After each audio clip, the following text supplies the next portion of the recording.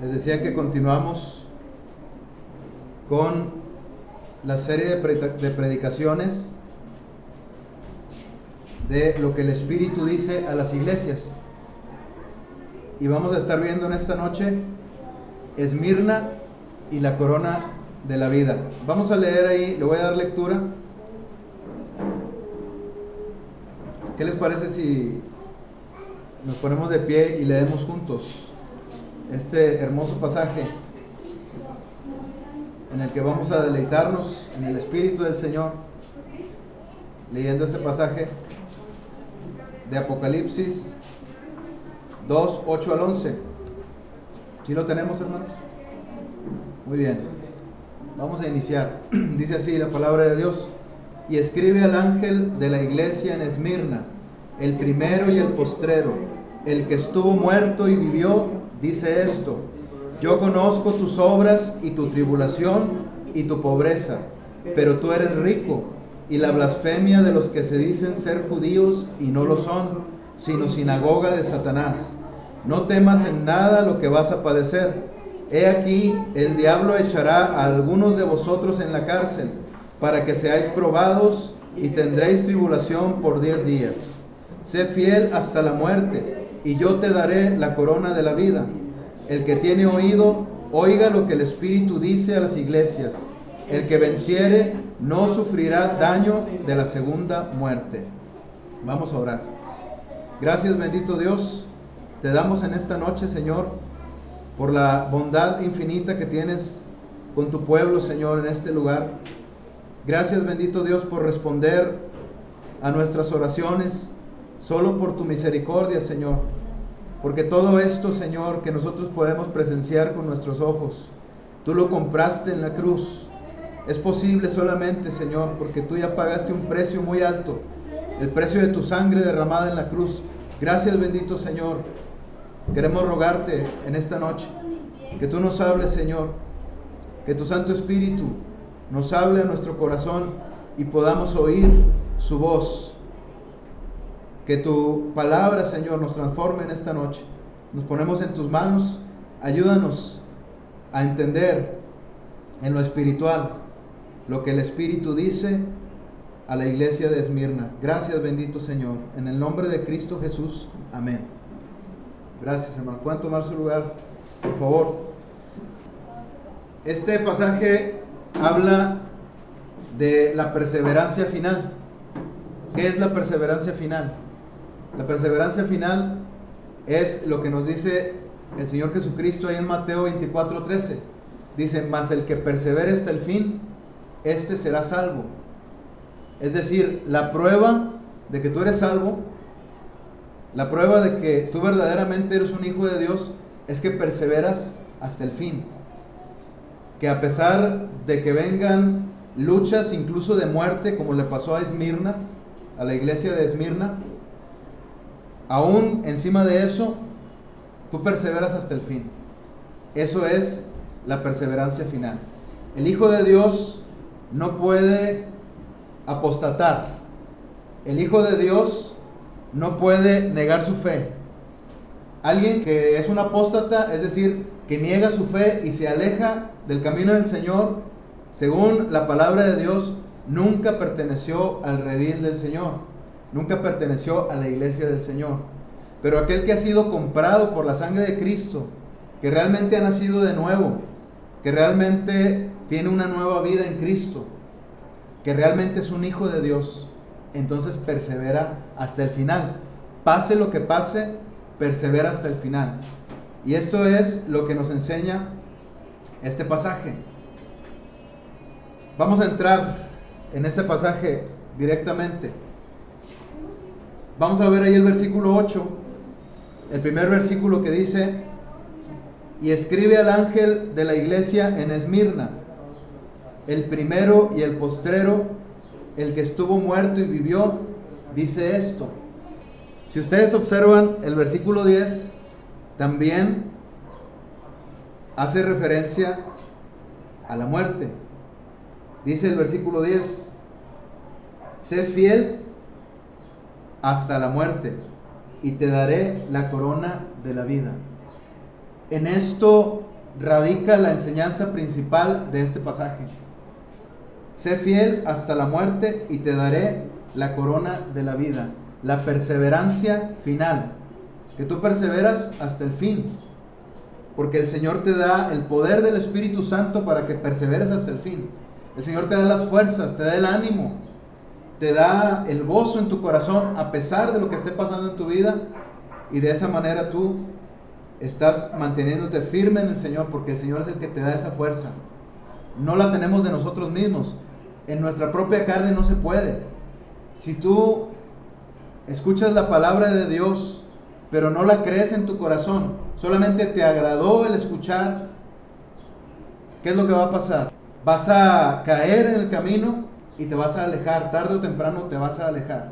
Pero si realmente tú has aceptado al Señor en tu corazón, has sido transformado hasta el fondo, hasta lo más profundo de tu corazón, y el Señor te ha cambiado realmente, entonces vas a perseverar hasta el fin, incluso hasta la muerte.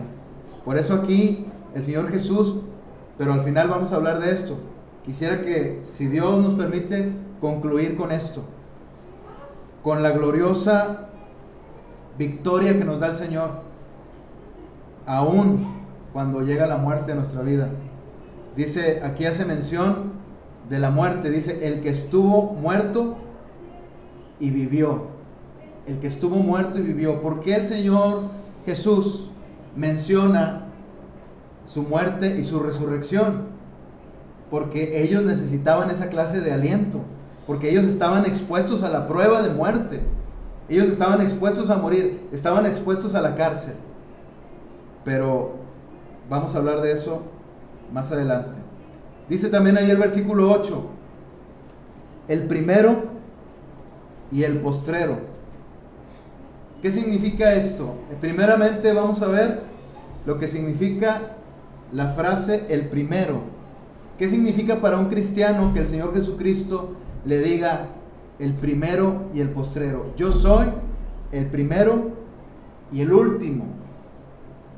Esa es una frase de gran confianza para nosotros, Si nosotros no tuviéramos a alguien que fuera el primero y el postrero, es decir, el primero y el último, entonces no tendríamos razón para confiar y para continuar en el camino del Señor.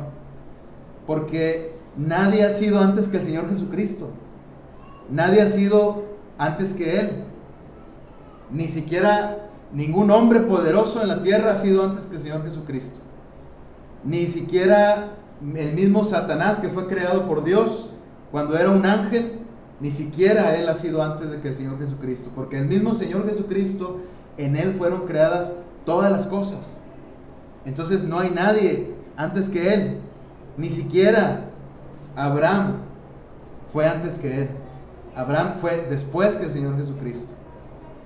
Es decir, el Señor Jesucristo ya existía desde la eternidad. El Señor Jesucristo nunca empezó a existir en un determinado momento. Él ha existido siempre con su Padre Celestial.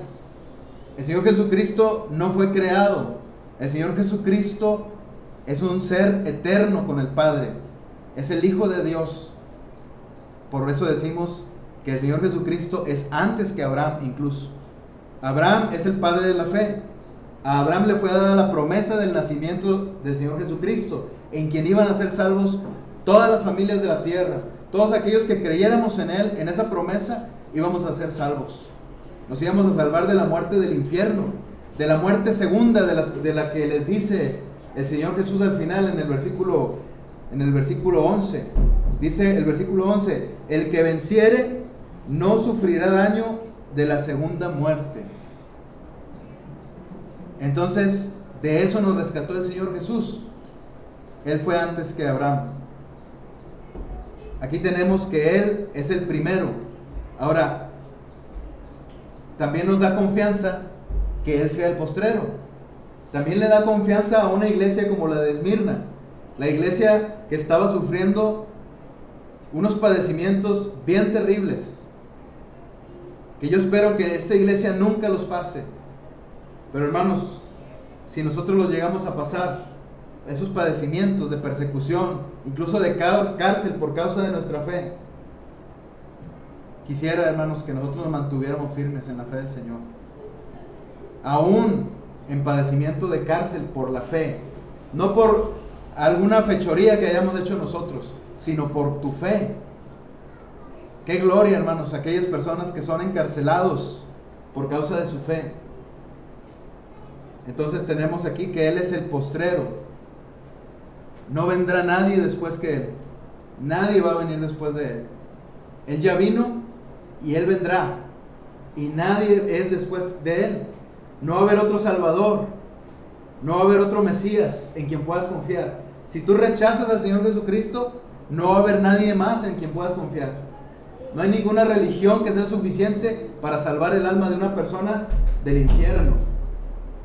Solamente el Señor Jesucristo es el único que puede salvarte del infierno. Solamente el Señor Jesucristo no solamente te salva del infierno, porque el Señor Jesucristo podía salvarnos del infierno. El Señor Jesucristo podría hacer esto.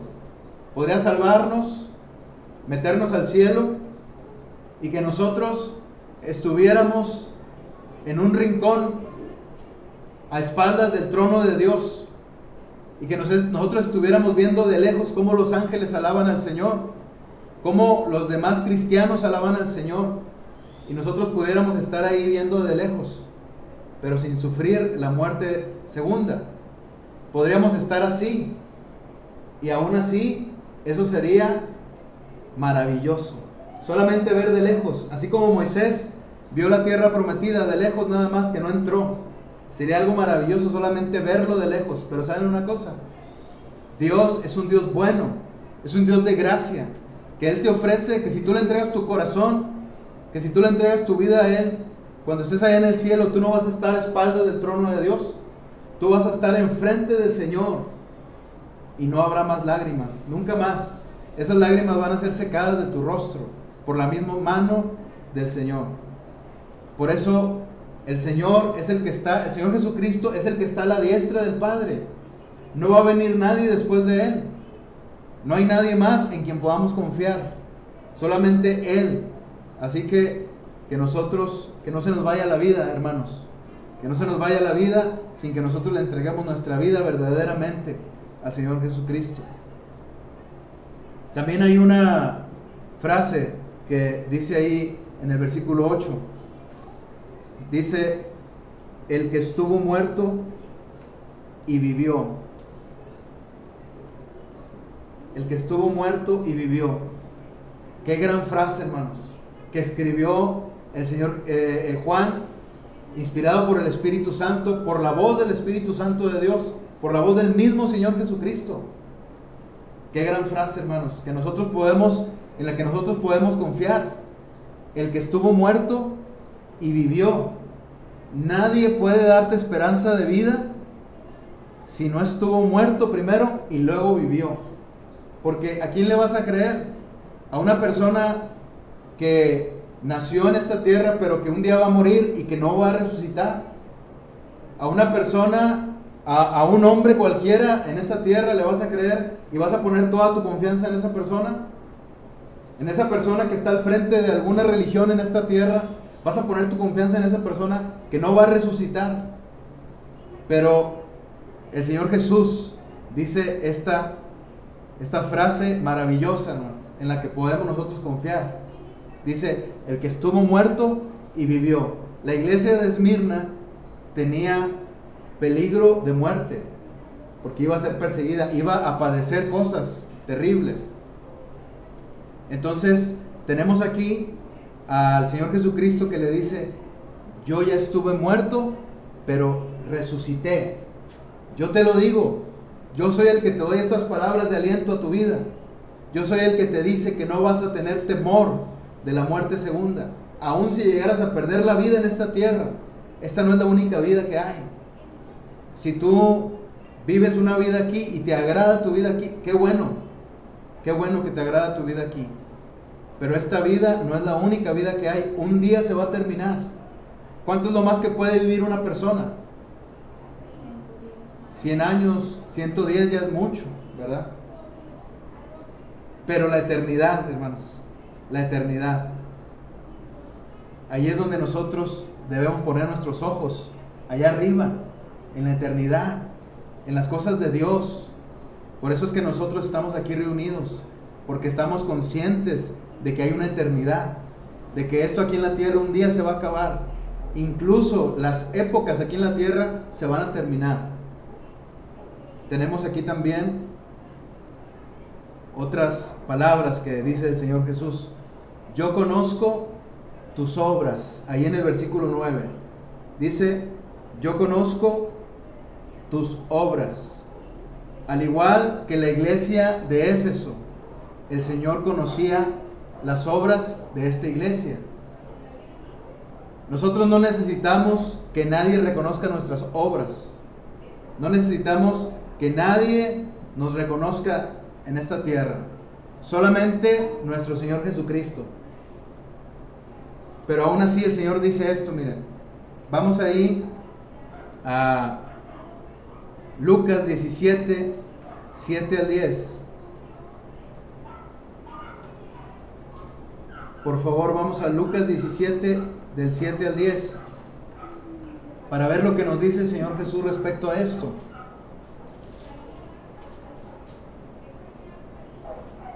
Lo tenemos. Dice ahí, ¿quién de vosotros, teniendo un siervo que ara o apacienta ganado, al volver él del campo, luego le dice, pasa, siéntate a la mesa? ¿No le dice más bien, prepárame la cena, cíñete y sírveme hasta que haya comido y bebido, y después de esto come y bebe tú? ¿Acaso da gracias al siervo porque hizo lo que se le había mandado? Pienso que no. Así también vosotros, cuando hayáis hecho todo lo que os ha sido ordenado, decid, siervos inútiles somos, pues lo que debíamos hacer, hicimos. Nadie esperamos ser reconocidos por lo que hacemos aquí para el Señor. Ni siquiera la iglesia de Éfeso, pero fíjense, la gracia de Dios. Yo conozco tus obras. Tú no necesitas que nadie te aplauda o te diga, oye, estás haciendo bien el trabajo. Es bueno que nos lo digan. Es bueno que de vez en cuando recibamos una palabra de aliento. La misma palabra de Dios nos enseña a reconocer a los que merecen ser reconocidos. Pero ese reconocimiento, ¿cuánto va a durar? Ese reconocimiento se va a quedar aquí en la tierra. En cambio, lo que hagamos con todo nuestro corazón, eso va a perdurar para siempre. El fuego no lo va a quemar. Cuando nuestras obras sean pasadas por el fuego, es lo que dice el Señor en su tribunal, ese fuego no lo va a consumir. Si son obras genuinas que vinieron de nuestro corazón y que las hicimos nosotros genuinamente, sinceramente para el Señor, no para ser vistos de los hombres, no para ser aplaudidos, solamente la hicimos en nuestro corazón porque queríamos agradar al Señor. Esas obras no necesitas tampoco que el Señor te las reconozca. Dice ahí, ¿quién de vosotros teniendo un siervo que ara o apacienta ganado, al volver él del campo luego le dice, pásate, siéntate a la mesa? Los siervos no necesitan ser reconocidos, pero aquí el Señor Jesús está hablando de la actitud del siervo, no está hablando de la actitud del amo. El énfasis está en la actitud de nosotros como siervos, porque en la actitud del amo, ¿qué es lo que dice el Señor? Que te sientes hasta el final, que no busques los primeros lugares, porque el mismo Señor de la casa va a ir contigo y te va a llevar al frente, te va a reconocer. Eso es lo que dice respecto al Señor mismo. El Señor dice respecto de sí mismo que si tú no te exaltas a ti mismo, entonces vas a ser reconocido. Y es lo que el Señor Jesucristo estaba haciendo aquí. Yo conozco tus obras. El Señor conoce tus obras. No necesitas que nadie más las conozca más que el Señor. Y esas obras van a ser coronas que el Señor te va a dar al final en reconocimiento al trabajo que hiciste. Pero son coronas, no como coronas en las que se ostenta un exhibicionismo, ¿verdad? No son esa clase de coronas. Son coronas que significan tu capacidad de reflejar la gloria de Dios durante toda la eternidad. Es una capacidad que te da el Señor de reflejar su gloria. Desde aquí tú puedes empezar a reflejar la gloria de Dios. ¿Cómo es? ¿Cómo se hace esto? Pues así como la iglesia de Esmirna. Padeciendo por causa del nombre del Señor Jesucristo. Y estando firmes siempre en el Señor. Siendo humildes siempre. No reconociéndonos a nosotros mismos, sino dejar que el Señor sea quien diga: yo conozco tus obras. También hay algo más que reconoce ahí el Señor en el versículo 9. Y tu tribulación. Y tu tribulación. ¿Estás pasando tribulación? Esmirna era una iglesia que padecía tribulaciones. ¿Qué es una tribulación? Una tribulación es un sufrimiento aquí en la tierra, como una aflicción, pero no la aflicción en sí, sino la circunstancia que te lleva a la aflicción. Eso es la tribulación. La iglesia de Esmirna estaba padeciendo tribulaciones, pero ¿saben qué? Gracias a Dios que tenemos un sumo sacerdote, que es el Señor Jesucristo, que puede compadecerse de esas tribulaciones que estamos padeciendo. Él puede compadecerse de ti, porque Él sufrió también. Ahora, el sufrimiento que nosotros tenemos no se compara en nada con el sufrimiento que Él tuvo en la cruz. Ni siquiera el sufrimiento que tuvieron los apóstoles se compara en nada con el sufrimiento que el Señor tuvo en la cruz. O sea que Él nos conoce. Él conoce nuestros padecimientos. Dice Hebreos 4:15, porque no tenemos un sumo sacerdote que no pueda compadecerse de nuestras debilidades, sino uno que fue tentado en todo según nuestra semejanza, pero sin pecado. Gracias a Dios, hermanos, que el Señor puede conocer nuestros padecimientos, nuestras tribulaciones. El Señor las conoce. Es bueno que también se lo comuniques a alguien más, porque para eso el Señor nos puso también, para que nosotros consolemos también a otros, para que nosotros, al padecer sufrimientos, tribulaciones, nosotros podamos también consolar a otros. Pero qué mejor que el Señor mismo sea quien conozca nuestras tribulaciones. El Señor lo sabe todo. El Señor conoce todo. Él es omnisciente. Es imposible que Él no sepa algo en la tierra. Él sabe todo lo que pasa. Sabe todo lo que pasa en la tierra. Sabe todo lo que pasa en el fondo del mar. Sabe todo lo que pasa en los cielos. Él sabe todo lo que pasa incluso en el mismo infierno. Él conoce todas las cosas. Sabe todo lo que pasa en lo más profundo de nuestro corazón. Él conoce todas las cosas. Él es omnisciente. Pero ¿sabes una cosa? También Él es un Dios vivo. Él es un Dios que tiene un corazón, que está esperando que tú vayas con Él y que tú le digas tus padecimientos, tus tribulaciones. Él está esperando que tú vayas y le digas, que no te lo guardes, que no te lo quedes y que no digas: Dios conoce mi tribulación. Que no pienses: Dios es soberano y Dios es omnisciente, Dios ya lo sabe, Dios ya lo sabe, Dios lo sabe todo. Pero que nosotros podamos acercarnos a Él, porque necesitamos nosotros tener una comunión con Él y comunicarle nuestras tribulaciones. Él no te va a desechar cuando tú le comuniques tus tribulaciones. Tal vez si tú vas con alguien y le dices: oye, yo estoy sufriendo por esta razón, a lo mejor ni siquiera te va a tomar en cuenta. O a lo mejor te va a decir: ah, sí, pobrecito, pobrecito. Te autocompadeces de ti mismo. A lo mejor te va a rechazar de esa manera tan terrible. Pero el Señor no te va a rechazar. Tú puedes ir a la comunión con el Señor, ir de rodillas ahí con el Señor y contarle tus tribulaciones que estás padeciendo, así como la iglesia de Esmirna. Y Él te va a decir: yo conozco lo que estás padeciendo y yo te voy a responder y te voy a cuidar y voy a estar firme. No te dejaré ni te desampararé. Es una promesa muy grande que hemos recibido de parte de Él. Y nos dará paz. Nosotros, hermanos, no necesitamos la paz de las circunstancias. Esa es la paz que busca el mundo, la paz de las circunstancias. ¿A quién le dan el premio Nobel? Al que busca la paz de las circunstancias. ¿Qué es un pacificador? Un pacificador es alguien que busca la paz respecto a Dios. Un pacificador terrenal es alguien que busca la paz respecto a los hombres. Esa clase de paz no es la que un cristiano está buscando. La que dice, espero que no pase nada nunca y que yo esté bien siempre. Esa clase de paz no es la paz que nosotros tenemos. La clase de paz que nosotros tenemos es la paz del corazón. Es una paz que sobrepasa todo entendimiento. Filipenses 4:7. Por favor, hermanos, vamos a Filipenses 4:7. Le voy a dar lectura ahí. Si lo tenemos, dice, y la paz de Dios, que sobrepasa todo entendimiento, guardará vuestros corazones y vuestros pensamientos en Cristo Jesús. Filipenses 4:7. La paz que sobrepasa todo entendimiento. ¿Cuál es esa paz? La paz que te da el Señor.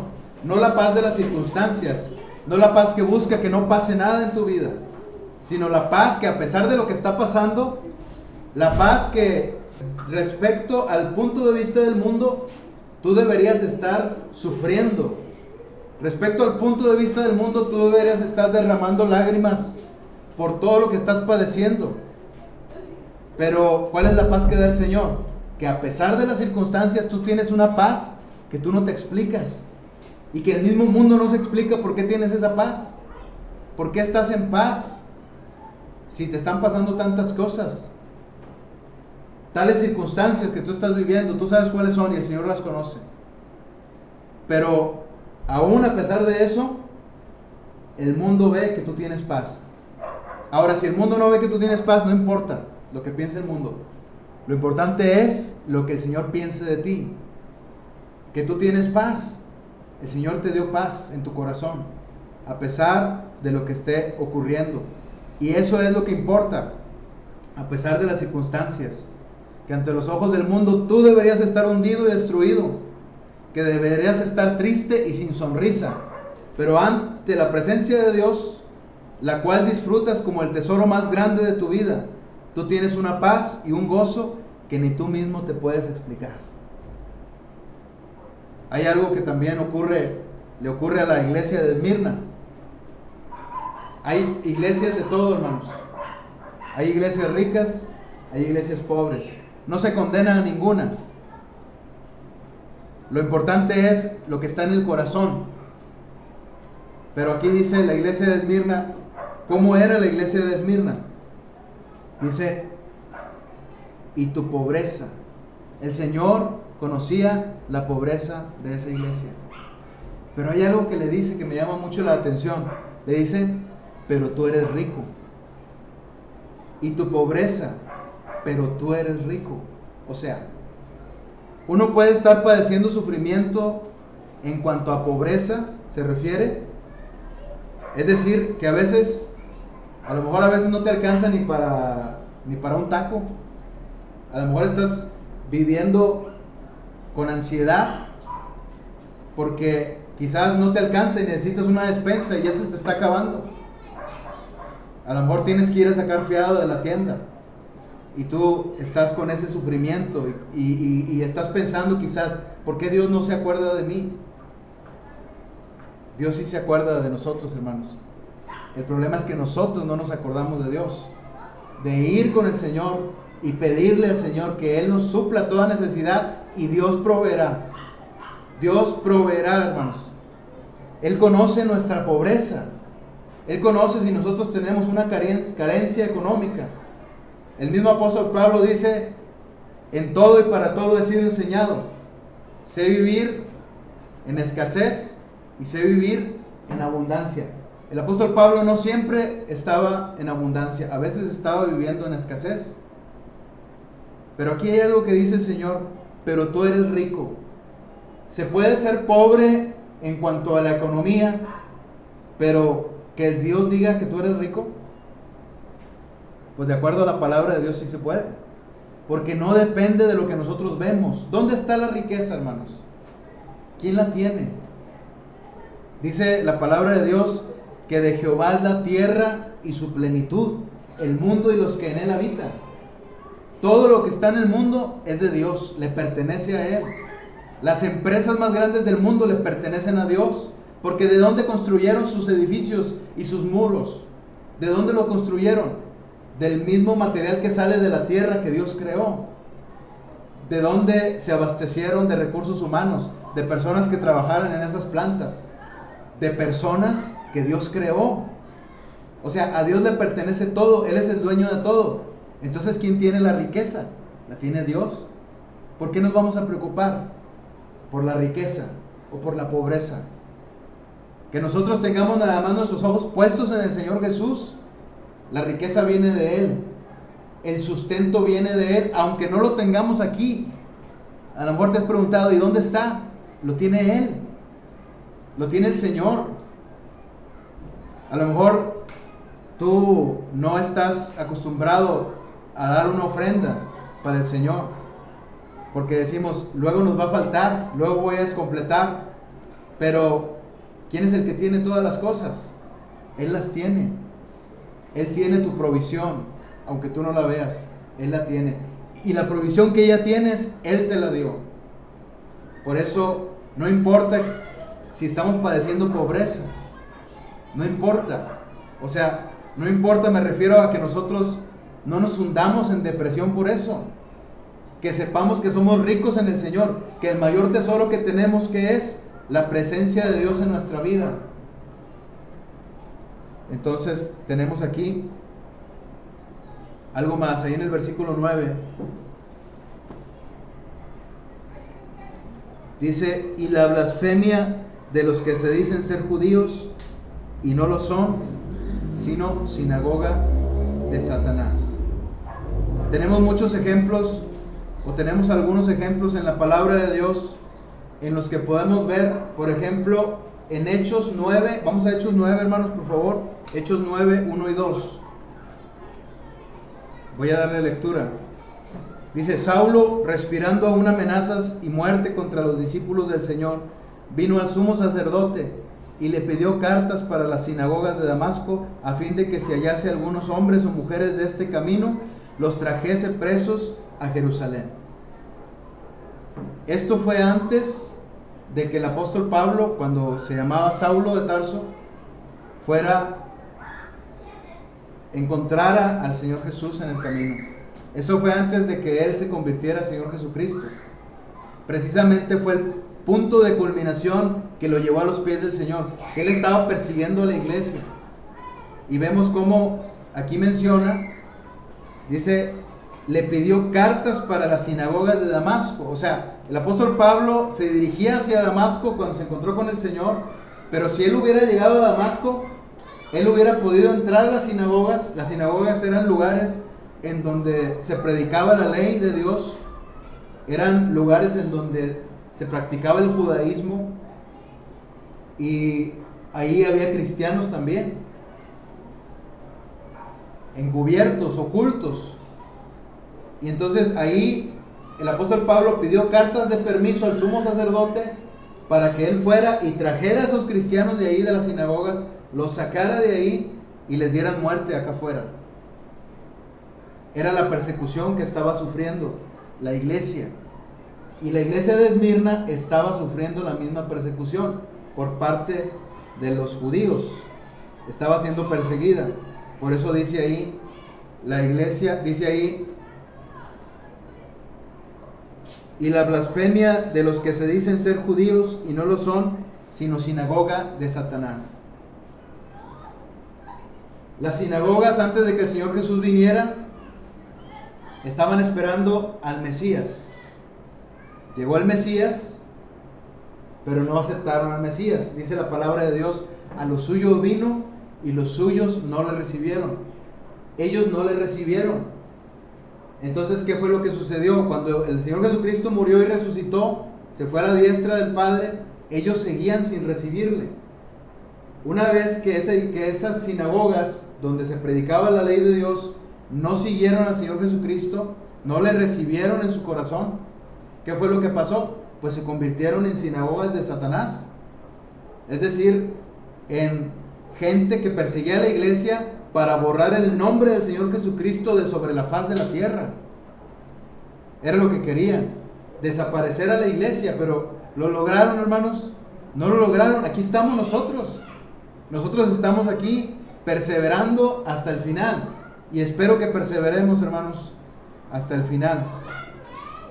Dice ahí, más adelante, no temas en nada, ahí en el versículo 10, no temas en nada lo que vas a padecer. A esos cristianos, hermanos, que eran pobres, nadie les estaba profetizando riquezas, bendiciones, bienestar, como en la actualidad se practica. Nadie les estaba diciendo, vas a tener bendición. El Espíritu me está diciendo que vas a tener bendición, que vas a tener prosperidad. Nadie les estaba diciendo eso. ¿Qué es lo que el Espíritu dice a las iglesias? Le dice, no temas en nada lo que vas a padecer. Eso es lo que el Espíritu le dice a la iglesia. El Espíritu no le dice a la iglesia que va a tener riquezas, que va a tener prosperidad material. No está aquí en la palabra, hermanos. Si estuviera, lo predicáramos, pero no está. ¿Qué es lo que el Espíritu dice a las iglesias? No temas en nada lo que vas a padecer. O sea, que vamos a padecer. Vamos a tener persecuciones por causa de nuestra fe. Esto va de mal en peor, hermanos. Y depende de nuestro Dios que nosotros perseveremos hasta el final. Es lo que nosotros tenemos aquí. Que padezcamos. ¿Qué es lo que el Espíritu Santo les estaba profetizando a ellos? ¿Qué es lo que el Señor Jesús les estaba diciendo? Les estaba profetizando padecimientos por causa del nombre del Señor Jesucristo. Versículo 10. No temas en nada lo que vas a padecer. He aquí, el diablo echará a algunos de vosotros en la cárcel para que seáis probados. Echará a algunos de vosotros en la cárcel. Padecer cárcel por causa del Señor Jesucristo. ¿A quiénes echa el diablo a la cárcel? Vamos a hacer un recuento en la Biblia, un recuento en nuestra mente, en nuestros recuerdos. ¿A quién echa el diablo a la cárcel? A los que sufren padecimientos por causa del Señor. Por ejemplo, José. José, cuando la esposa de Potifar quería que adulterara con él, ¿qué es lo que pasó? Él se abstuvo de adulterar, se abstuvo de la fornicación y dijo, ¿cómo he de pecar yo contra Dios? Y lo echaron a la cárcel. ¿El diablo a quién echa a la cárcel? A los que padecen por causa de su nombre. Si tú te mantienes firme en la prueba, en la tentación, entonces es probable que el diablo te eche a la cárcel. Esto va de mal en peor. Espero, hermanos, que nosotros nos mantengamos firmes a pesar de lo que viene, a pesar de lo que viene más adelante. ¿A quién más echa el diablo a la cárcel?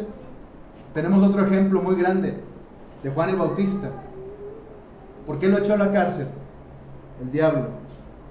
Incluso, ¿por qué estaba en la cárcel y fue asesinado? Fue por causa de la palabra de Dios, por causa de su vida de oración y ayuno. Fíjense, él tiene una vida de comunión con Dios, tiene una vida entregada al Señor. Tan entregada estaba al Señor su vida que no le importaba si él ofendía a una persona para decir su palabra, para decir la palabra de Dios. A él no le importaba. Y fue a la misma cárcel y fue asesinado, fue decapitado por causa del nombre del Señor Jesucristo. ¿A quién echa el diablo a la cárcel? El apóstol Pedro fue encerrado en la cárcel también. ¿Por qué? Por su manera de predicar el evangelio. ¿Qué le decían los ancianos, los sacerdotes? Ya no prediques ese nombre. Tal vez si ellos hubieran visto a una persona que está hablando y que está él predicando lo que él piensa, que está él predicando todo lo que él le viene a la mente nada más y no la palabra de Dios, ¿qué hubiera pasado? El Espíritu Santo no hubiera actuado ahí, en ese lugar donde estaba predicando el apóstol Pedro. No lo hubieran echado a la cárcel, porque no le hubiera hecho daño a nadie. pero estaba afectando al judaísmo. O sea, muchos de los judíos se estaban convirtiendo al cristianismo. ¿Por qué? Porque él predicaba el evangelio y lo predicaba en el poder del Espíritu Santo. Y por eso estaban enardecidos con él. Y por eso lo echaron a la cárcel. Pero ¿cómo era la vida de la iglesia? Yo creo que era así, como dice ahí mismo en Hechos 12:5, se los voy a leer. Así que Pedro estaba custodiado en la cárcel, pero la iglesia hacía sin cesar oración a Dios por él. ¿Qué clase de vida estamos viviendo nosotros como cristianos, hermanos? ¿Estamos orando por los padecimientos de la iglesia? ¿Cuál es el padecimiento que tienen la mayoría de las iglesias? Es el ausentismo. ¿Dónde está nuestro corazón? ¿Estamos orando por los hermanos que se ausentan? ¿Estamos orando por sus necesidades? ¿Dónde está nuestro corazón? El corazón de la iglesia de Esmirna estaba, vamos a decirlo así, llevado, casi forzado a vivir una vida entregada al Señor por la persecución que estaba viviendo. La misma persecución te lleva a tener una relación estrecha con el Señor. De tal manera que ellos oraban y tenían una vida de oración tal que el diablo los iba a echar a la cárcel. Pero a Dios no se le escapa nada. Dios ya tenía todo eso bajo control. Tal vez alguna vez padezcas alguna clase de persecución por causa del nombre del Señor o por tu comunión con Él, sobre todo por tu comunión con Él. Pero no debes afligirte, porque el mismo Señor te dice: no temas en nada de lo que vas a padecer. No debe haber temor en tu corazón por ninguna prueba que venga, ni por ninguna prueba que estés pasando en la actualidad. Para que seas probados, tú necesitas ser probado por el Señor. El mismo Abraham fue probado por el Señor. Cuando él le creyó a Dios, fue probado por el Señor. Y el Señor le dijo: ve y sacrifica a tu único hijo, a Isaac. El único hijo que tenía, en donde estaba toda la esperanza depositada de que Abraham iba a tener una descendencia. Dios le dice: ve y sacrifícalo. Y cuando él fue, le creyó a Dios y fue y estaba a punto de sacrificarlo, le dice el Señor: detente, porque tu fe ha sido probada. Dios estaba probando tu fe. No mates a tu hijo. Pero estaba a punto de matar a su hijo Isaac. La fe nuestra, hermanos, tiene que ser probada. Dios conoce nuestro corazón. Él sabe si es genuina o no nuestra fe. Él lo sabe. Pero nuestra fe tiene que ser probada. ¿Por qué? Para que nosotros mismos veamos si es genuina o no. ¿Qué clase de padecimientos estamos sufriendo? Tal vez nosotros estamos padeciendo cosas no tan grandes como las de la iglesia de Esmirna, no tan graves como las de esta iglesia, que nos dice aquí la palabra de Dios que estaba padeciendo cosas muy graves, cosas de muerte, persecuciones de muerte. Tal vez no sean tan graves nuestras pruebas y ya nos estamos rajando, hermanos.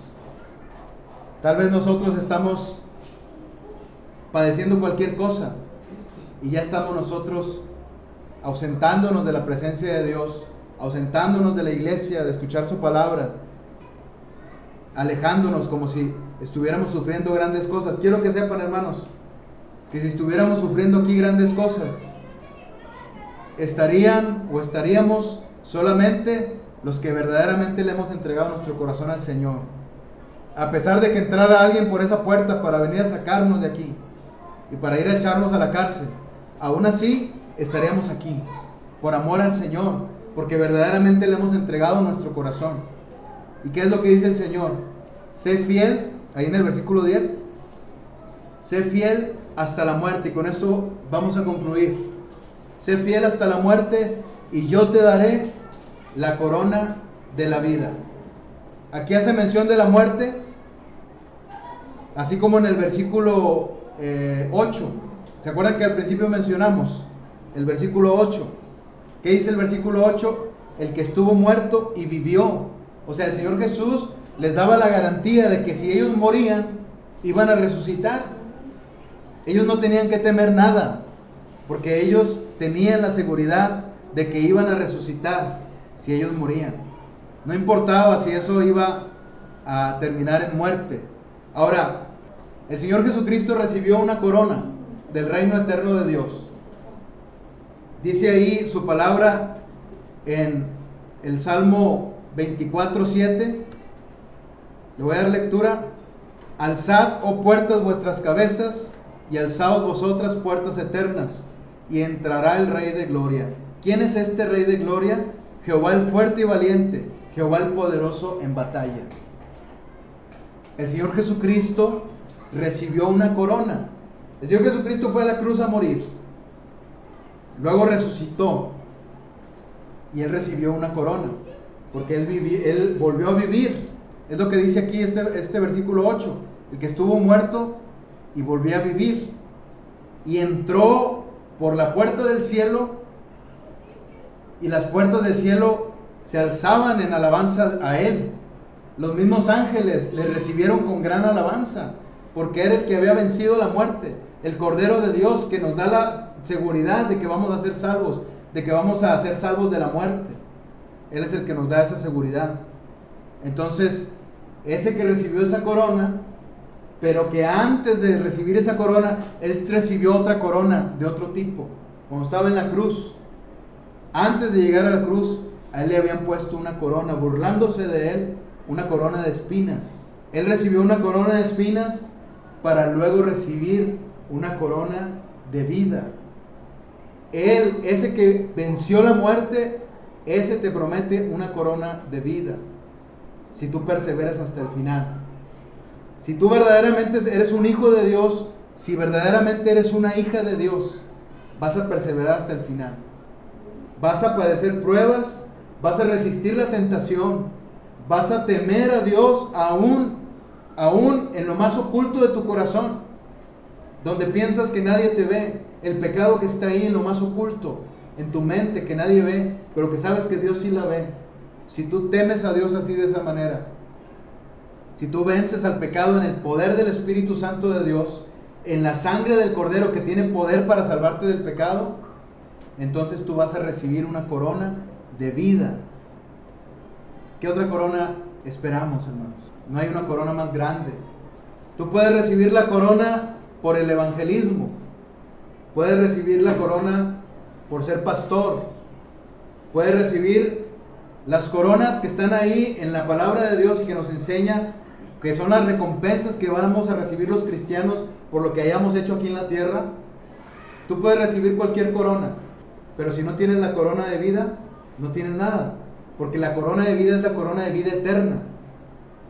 Si tú vences hasta el final, significa que verdaderamente eres un hijo de Dios. Significa que verdaderamente eres un hijo de Dios, salvo por la fe en Cristo y en su sacrificio en la cruz. Es una gran esperanza, hermanos, que nosotros podamos tener la corona de vida, así como Esmirna y la corona de vida. Gracias, Señor, te damos nuevamente por tu palabra, bendito Dios, porque nos has permitido reunirnos aquí, Señor, en este lugar. Te quiero pedir, Señor, que en esta noche des una bendición especial a nuestro corazón, a nuestros visitantes, a los hermanos de esta congregación. Que des una bendición especial, Señor, de tal modo que podamos verte con mayor claridad, Señor. Que podamos permanecer firmes en la fe por el poder de tu Santo Espíritu, por escuchar la voz de tu Santo Espíritu, por estar firmes en tu palabra, por creer y confiar en la muerte de nuestro Señor Jesucristo para salvación y en su resurrección para vida eterna.